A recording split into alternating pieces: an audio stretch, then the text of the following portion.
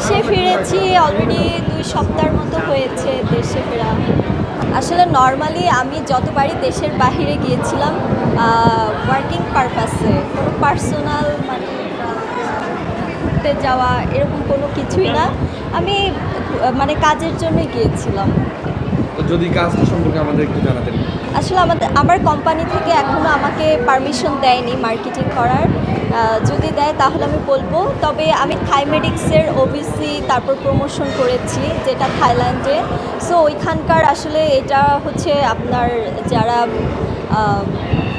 কী বলে আপনার যে ব্যাংককে, ফুকেটে বিভিন্ন হসপিটালে প্রমোশন করেছি, একটা ইন্টারন্যাশনাল ওয়াইজ আর হচ্ছে একটা বাংলাদেশের জন্য।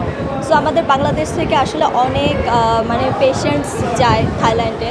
সো তাদের ওই সম্পর্কে অনেকের ধারণা থাকে না, মেডিকেল সম্পর্কে, ওইখানে থাকা খাওয়ার কস্ট কেমন কী হয়। তো ওইটারই প্রমোশন আর ওবিসি করা হয়েছে।